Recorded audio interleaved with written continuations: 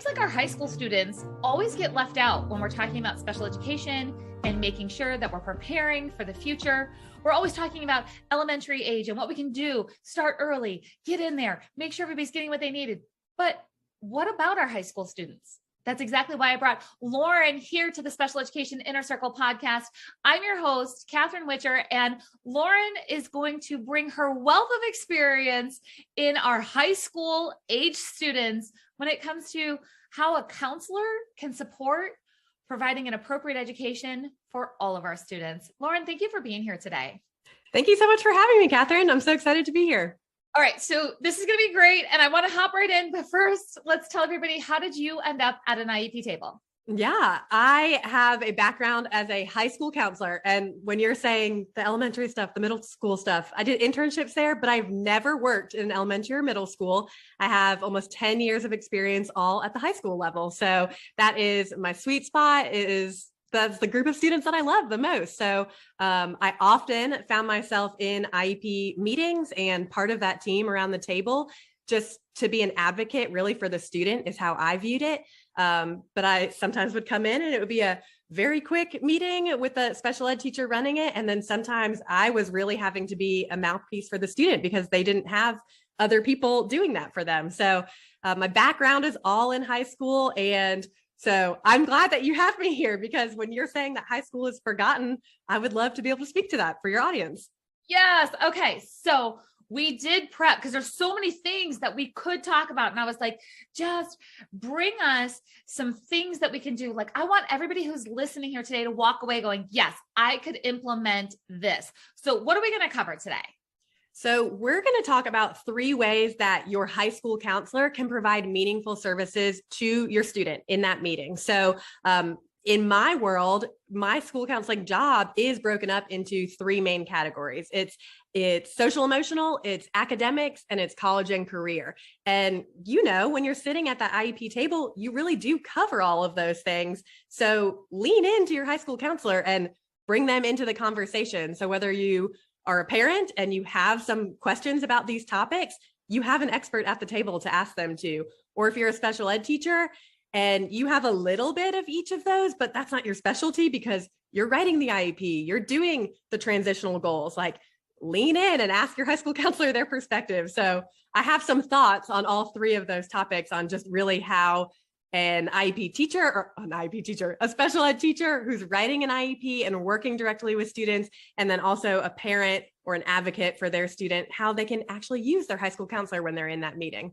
I love that because I'll be honest with you, I've sat at hundreds, probably thousands of IEP meetings. And I'm going to just let everybody know, I'm just going to confess here, you guys, I couldn't tell you any big conversation that I've ever had with a counselor that truly had, let's say, a huge impact, something significant. Like I'm going through all the scenarios in my head and I'm like, I don't remember there being a pivotal conversation. So I don't know. Catherine, let me apologize. On behalf of all school counselors, we have not made an impact on you. And I apologize because let's be real. There are counselors who sit in there just like anyone on the team. You might have a dud who is just there to sign a paper and walk out. But that's not all of us.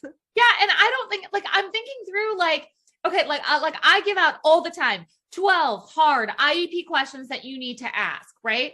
And talk to your IEP team. Now, just about every one of those questions could be directed to the school counselor also, like, hey, what's your take on full placements? Hey, what's your take on technology? Hey, what's your take on this? But it just seems, it's not a place where so I love that you just said lean into. So I'm going to encourage everybody, hey, lean. I did not, when I was sitting specifically at the IEP tables, say let's talk to the school counselor with one exception, that it's the social emotional piece. I think that's our go-to, where it's just oh, this child's having meltdowns or this child's having a hard time making friends. It's very limited. We think that your scope is limited, which is why I love that you broke this down into 3 categories. So I'll say though, at the high school, the special ed teacher, that's the last one that they lean on the counselor for. They think college and career, and they forget about the social emotional piece. So even that changes when you get to high school. Yeah. Okay. So you've got 3 areas. Let's start with the first one. Let's do it. Okay, social emotional. So that is maybe the one that you feel like, okay, that's what I have experience with my school counselor with. But I just wanted to tell you like some of the resources that we have so that as you're sitting at that table, if something comes up, you think, okay, this is who I'm going to ask the question to. So things that counselors do, individual counseling, it's not like therapy, like long-term therapy. A school counselor is doing solution-focused, short-term, checking in with the student, providing just shorter-term services. But if they're sitting there and they realize like, or the family is saying some things that lead the counselor to realize, okay, maybe they need to be referred out for some more serious services, like, all the way to the extreme, I'm thinking, like going to the hospital, someone is in a really like a stage where they need actual medical help at the hospital. So I don't know that I've been in an IEP meeting where that's the first time we're noticing that, but know that that is a service of a counselor to refer out, or just a private practice. They need that therapy. And maybe they had it. Maybe it's in their IEP that they had it back in elementary school. And as we're noting through some of that stuff, some of those tendencies are coming up again, that maybe it would be beneficial for the student to see a mental health counselor or therapist outside of school. There's also in a lot of schools, a mental health counselor hosted like home in their home right there in the school. So if that's a service, I know in my school, so many of my students who had IEPs were also just getting additional services, everything that's available in the school. If it's an option and they need it, we're providing that. So the mental health counselor seeing students at school was huge because you didn't have to drive anywhere extra. You didn't have to like put one more thing on your calendar. They were getting the support at school that they needed so that they can function better in the classroom, because that's the goal, right? I think you flipped a lot of people out right now. So let me just like in a good way that they just went, what? Like what? Lots of stuff. I know, so many resources. Like what is this? So I want everybody to understand, we're always talking about free and appropriate public education, and there is a huge difference. We talk about the difference between a medical model and like the educational model. So what you're saying is, let's make sure that we max out our school services. That's what I'm hearing. I'm going to kind of backward chain from that conversation. Let's make sure that we're maxing out our school services. And then of course, use you as a trusted resource to say, and do we need more? I want everybody to hear, it's not always the school's responsibility to provide more. Maybe we need more than what they are currently providing. We got to do some negotiating in there to get some creative services. But sometimes there is a level that's not, and I guess I have to take back a little bit, because maybe there was one counselor, as you brought up that situation. I had a client. He was my client, his family from second grade all the way through high school. So you really got to know them. Really, really got to know them. And he had a lot of social emotional struggles. He had seen a psychiatrist, long-term on the outside, and the counselor was the bridge. So when the child did actually have a pretty big breakdown and just some kind of, I'm going to say just big things happen in school one day, instead of calling the police, the counselor knew to contact the outside psychiatrist to get some de-escalation support and work directly with the child. But if that counselor wouldn't have known that emergency plan, it could have went very differently. Yes. I always felt like the bridge in that meeting, because you've got the teacher who spends all the time with the student. Like they know them in and out. I would admit they would know them way better than I would on an everyday scale. But if our model was, we would follow a student or their family all the way through high school. So I would get to know them too, but a lot more of like the heavier stuff and some of the pieces that connected to outside of school. And then the administrator is sitting there, and the administrator knows when the kid got in trouble or something. So like that, everyone is coming in with their different viewpoint, but I often would feel like I have a little of all of their viewpoints. And if I could be the connecting piece, we could make a lot of these transitions, especially in a setting, if things were getting really tense or there was some trauma coming up again. It's like I could calm everyone down, de-escalate in the meeting, because I knew we'd already talked to mom about this, even though she's not at the meeting, or I knew how that meeting with the administrator went, and like, maybe they don't have a good relationship now. So that's how I would see myself in that meeting too, being an advocate and a connecting piece between all of those people. And it just sounds like you know all the secrets. Like that's kind of.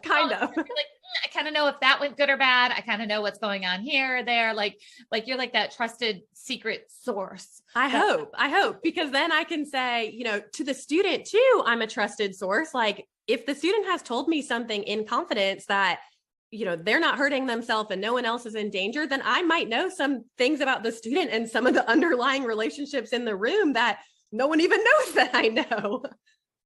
Yeah, I love that. All right. Do we have more for social emotional, or we're moving on to the second point? You tell me. The only other thing I wanted to mention in social emotional, and you tell me if this is like big in elementary or middle school, and maybe I'm putting it in social emotional, but I'm thinking of a time when I sat in a manifestation meeting where I feel like as a counselor, I was really able to advocate for a student and change the trajectory of where that was going.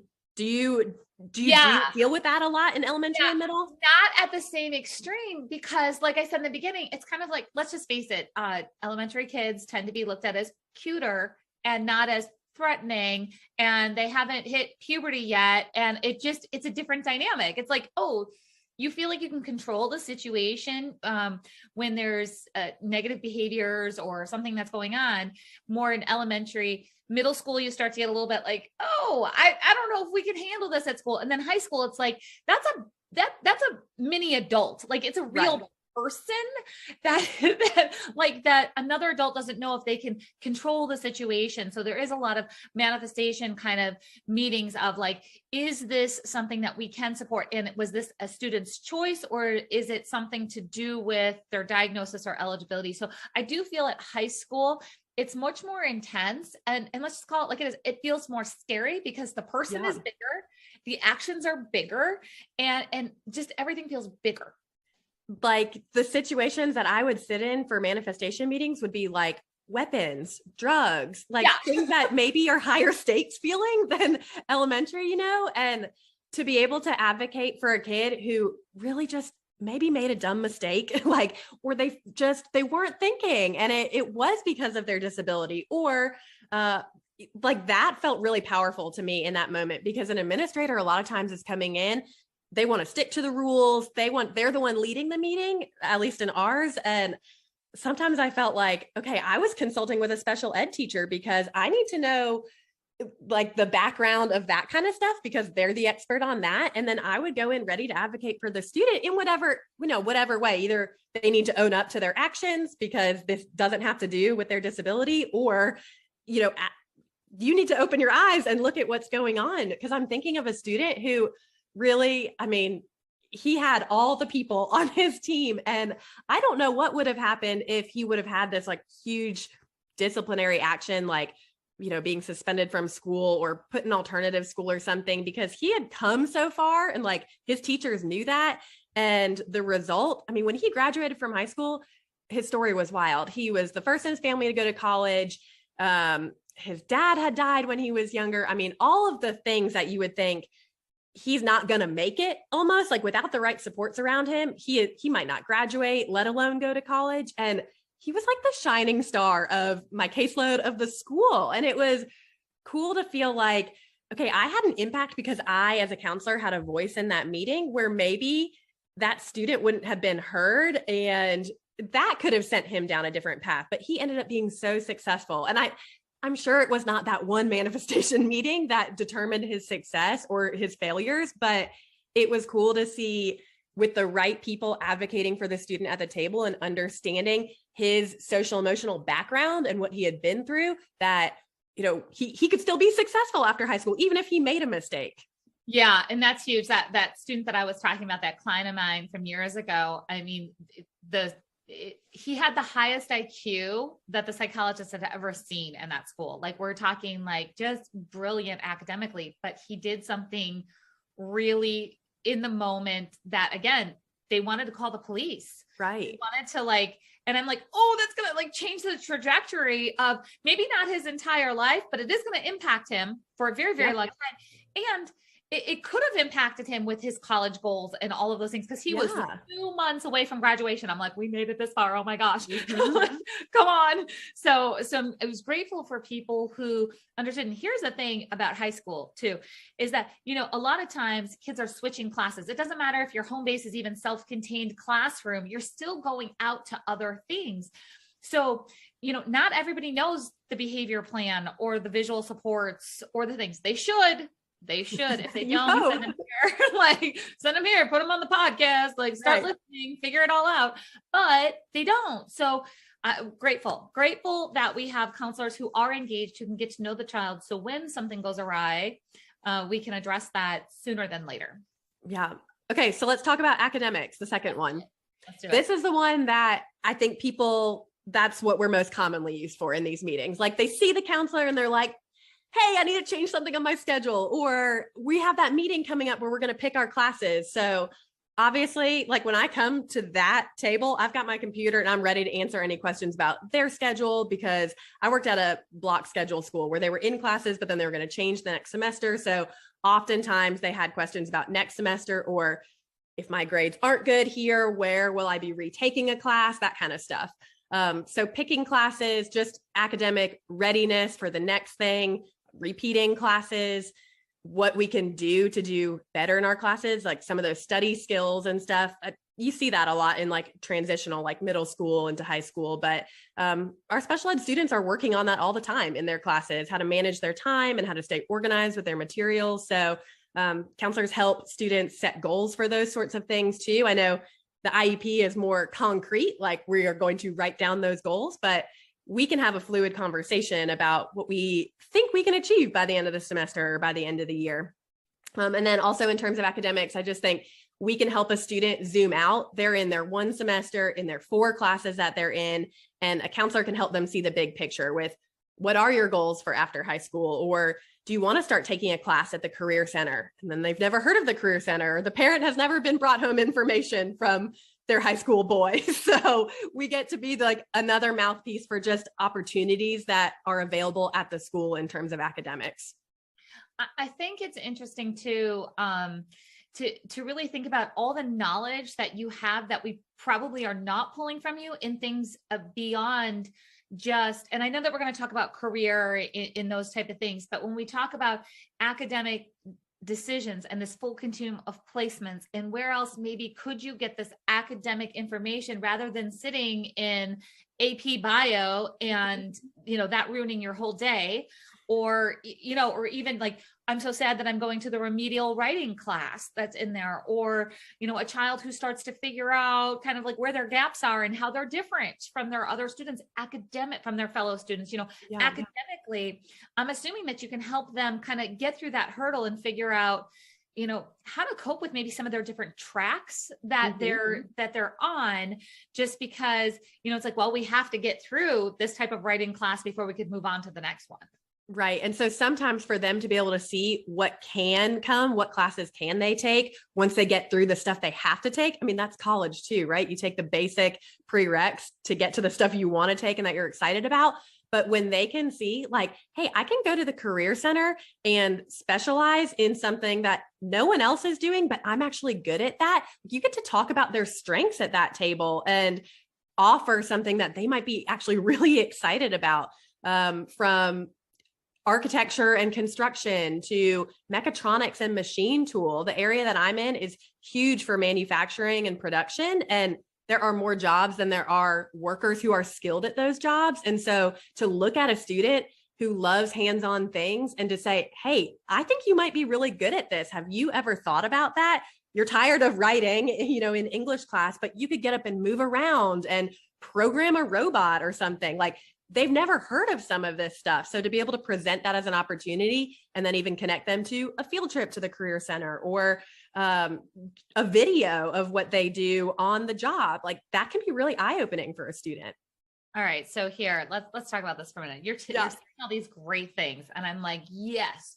And I'm like, all right, let's talk about some real world stuff here. That you're talking to the child about all this stuff, and the parent is either getting some of the story, none of the story, or doesn't like the story, right? It's why are you telling my child this when what we really want is? So can we talk a little bit about, let's give some encouragement to parents who, and I'm a parent right now of, I have two daughters, ages 18 and 19. So when it comes to that whole, letting them make decisions and make some choices, and then I can't control all the things anymore. Yeah. And I understand that, we're talking mostly about kids under 18, in that. So parents have a lot to say, but that doesn't mean that they necessarily should be making all of the choices.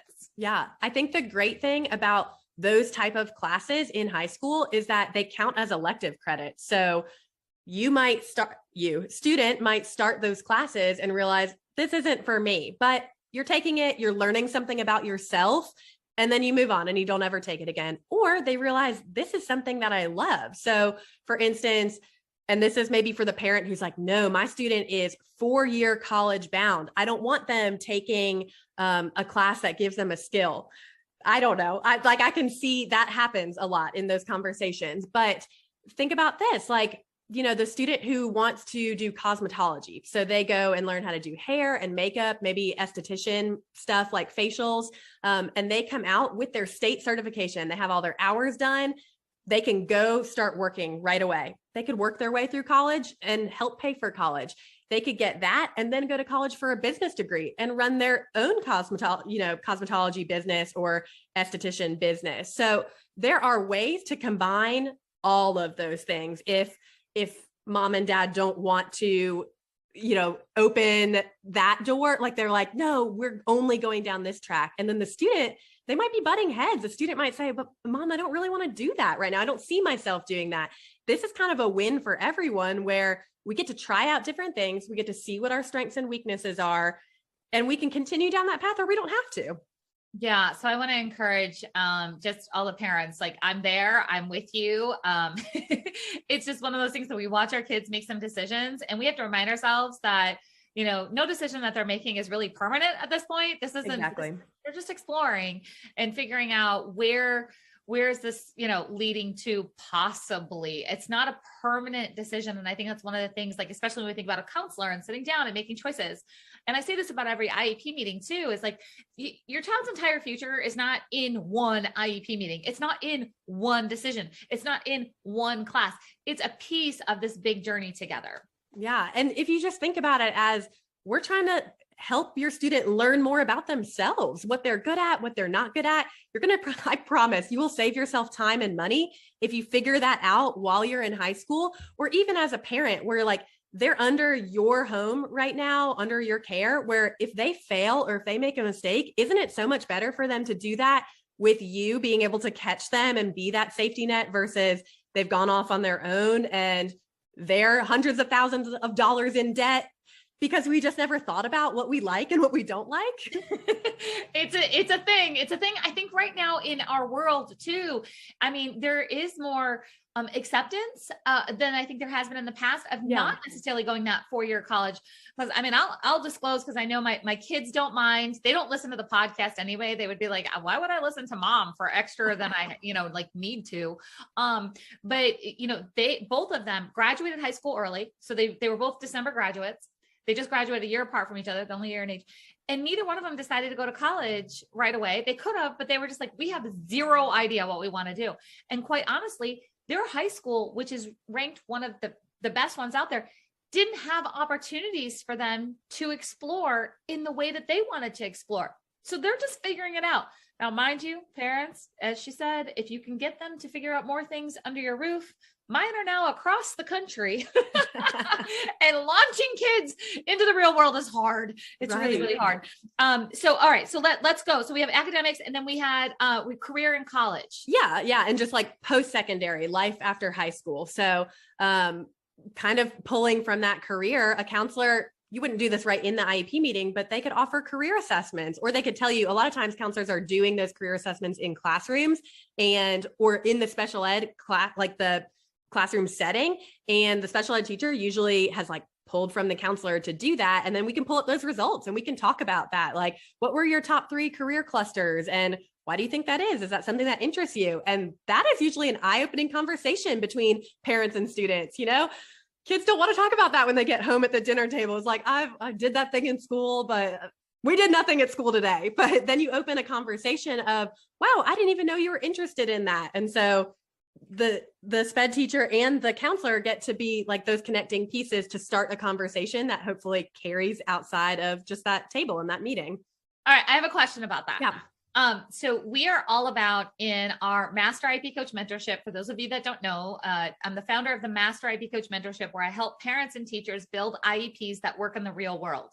And something that I have found that is not caught up with the real world are those career assessments. So for example, right, like a lot of our students who are finishing up their high school, like their traditional four-year high school, but they're going to stay in school. They're going to stay, educated by the district ages 18 to 21.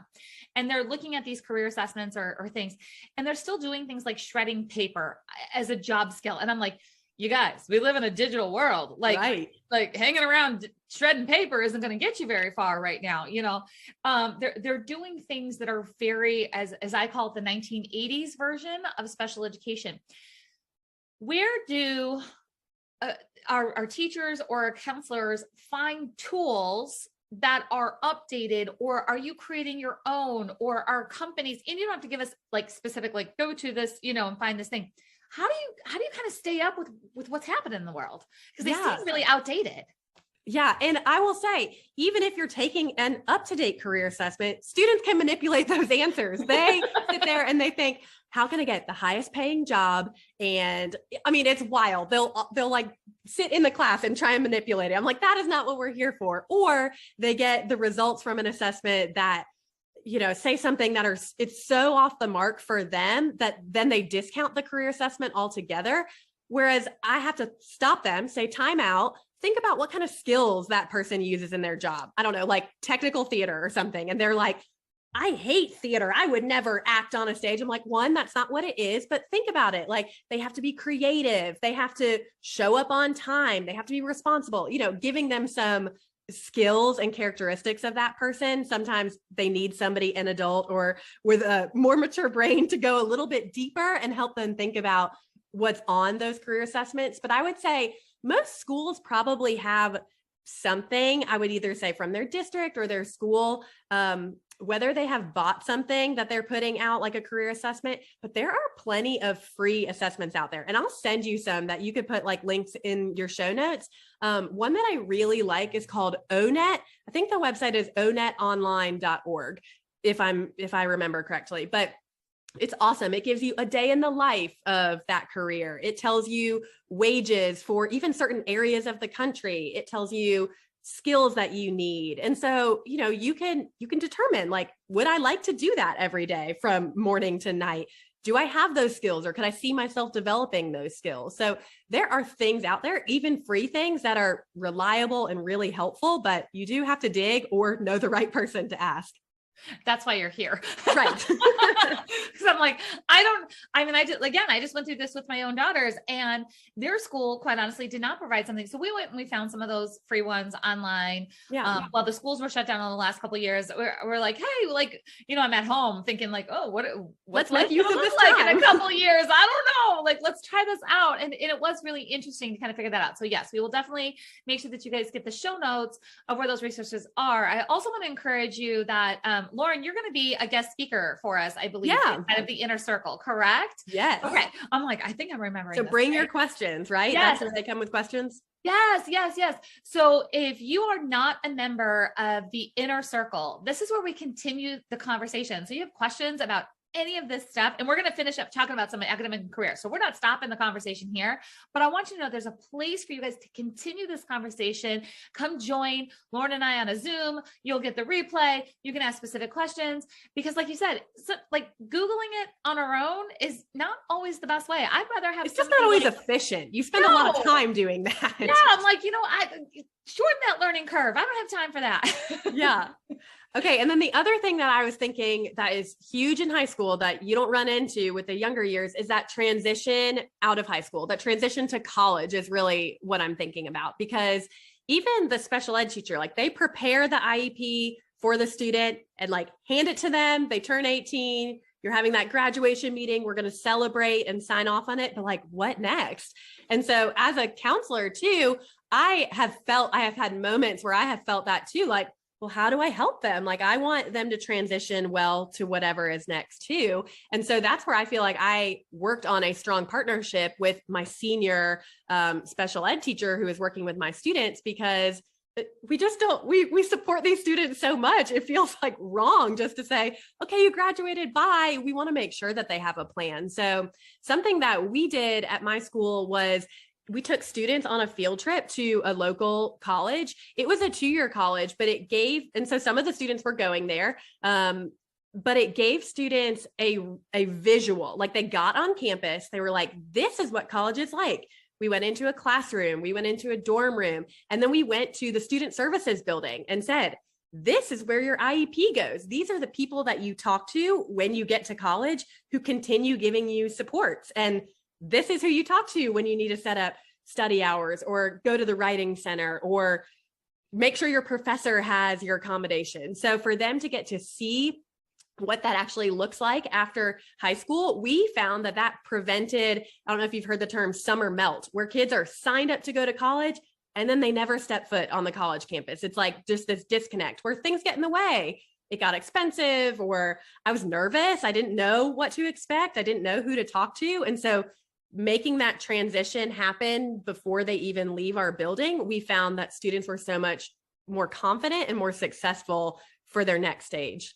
Yeah. And I want everybody to understand that an IEP is not in effect in college, but as Lauren said, you can take that IEP, well, your student, because once they turn 18, right, you can't speak for them unless you have guardianship. They're going to want to talk to the student. So you're going to talk to the student. They can bring their IEP and share those accommodations, modifications, those things. And you work with that disability resource office to figure that out. So you're not going to have the same supports that you had in an IEP, but that doesn't mean that you go, okay, I'm done with this document and toss it in the trash on the last day of school. Like, don't do that. I know you're frustrated. Don't do that, parents.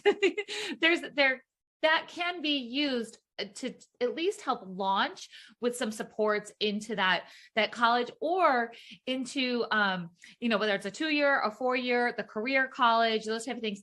And sometimes I've even seen, parents and students working together to obtain employment and sharing what those supports look like, because a lot of times employers are scared when they hear disability or something. But if you can just say like, well, but if we could do these 5 things, this child can fully access and do this job.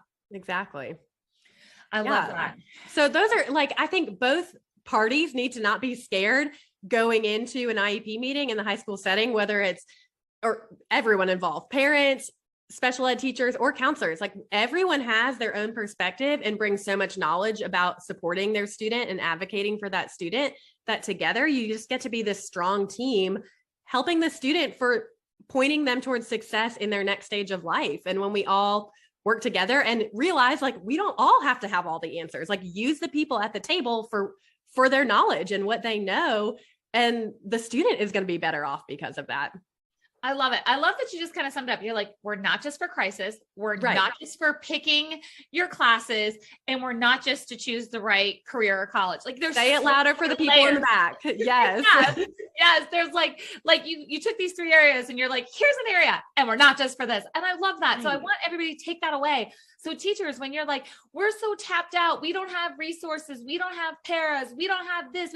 I get it. I 100% get it. And a counselor's not going to solve all your problems, but they are one more person that may have some insights, some time, some collaboration ideas on how I can't tell you how many times I went into a special ed class and we would do resume writing, we would do mock interviews, we would just situational things at a job, like, do this, don't do that. And then also when we would have interns, that's like not an intimidating place for an intern to go into a smaller class setting and really get to work with students one-on-one. And so we have the resources to help those special ed teachers, but we need to have a relationship too in the school to be able to call on each other.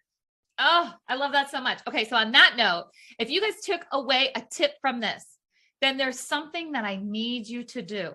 If you're listening on Apple Podcasts, please go leave a 5-star review and then make sure to share this with a friend. Every time you leave a review, it helps more parents, teachers, and counselors get access to this information, because we need more IEP teams that are working together, that are building IEPs that work in the real world. So wherever you're listening to this, on Apple, it's a 5-star review, leave a comment, but wherever you're watching this or listening to it, again, share it with a friend, leave a comment. It helps so much. That's how you can give back to Lauren. That's how you can give back to our special education community that needs more of this information. We're going to put all of the links down in the show notes. And Lauren, I just want to say thank you for being here today. Yeah, this was so fun. I feel like we could talk forever. Hear from anyone who enjoyed the time together. Send me a DM or something. Yeah, absolutely. We'll have all of that information. I can't wait to connect with you and continue the conversation in the inner circle. And on that note, we'll see you next time, everyone.